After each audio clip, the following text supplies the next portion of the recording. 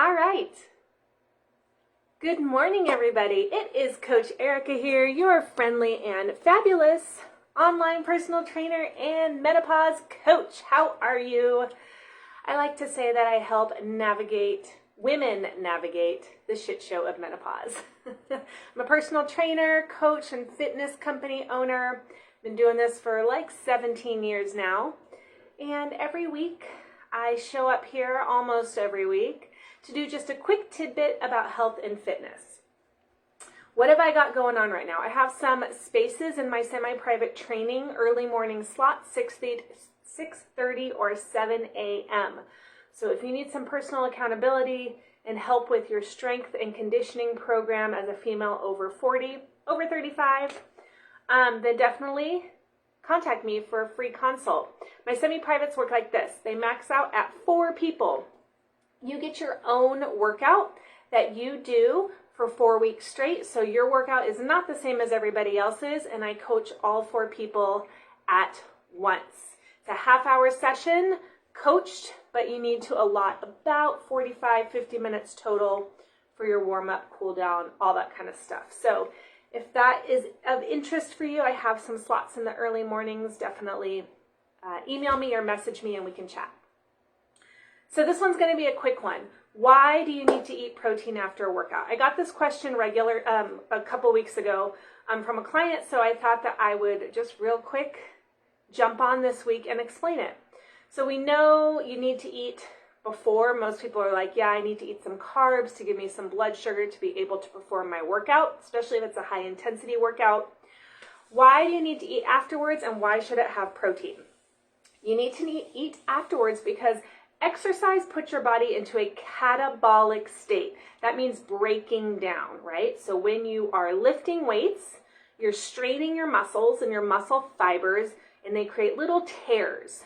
All the heavy weight training creates little tears in your muscle fibers, which is fine because then you recover over the next day or 2 days. The muscle fibers repair themselves, they grow back stronger, and sometimes if you lift heavy enough, they add new muscle fibers. That's how you build muscle. But in order to do that repair and rebuild process, you need protein. Protein is the building block of muscle. So if you're not consuming protein, there is nothing for your body to use to then repair and rebuild and build more muscle fibers. So for strength training, that is why you need protein. For endurance or cardio training, that is also a catabolic state. Typically, you're going into a state where your body doesn't have enough calories in its system readily available, especially if you're doing long sets of like triathlon training, marathon training. So you need to eat that protein. Good morning. You need to eat that protein after your long endurance sessions because you want to stop that catabolic process. You want to stop having your body use your muscle to create calories that it can use for energy, right? So whether you're doing strength training or cardio training, your body is breaking itself down because it either needs to supply calories, or with strength training, that's what you're doing with the heavy weights. And eating protein after you finish your workouts stops that catabolic process and tells your body, oh, okay, I can start repairing and rebuilding. If you particularly over 35 and a female, estrogen is starting to decrease or it's starting to go wacky, right? So if you're younger and in perimenopause, it's fluctuating. If you're getting to that menopause or into postmenopause, your estrogen has really decreased. Estrogen is a muscle builder. It helps with that maintaining and building muscle.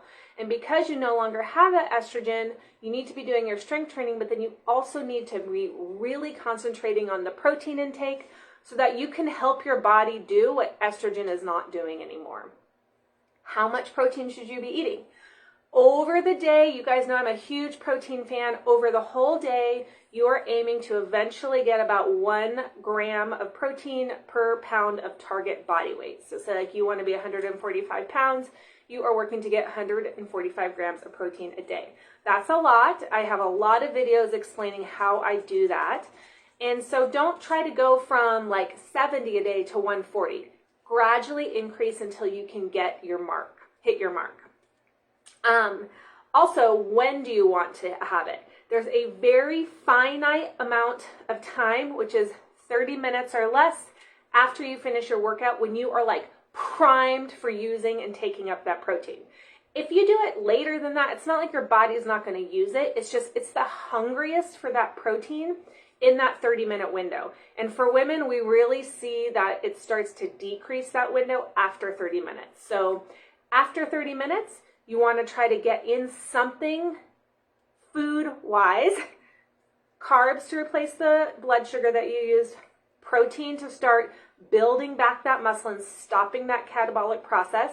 Somewhere between 25 and 35 grams, somewhere around there is great.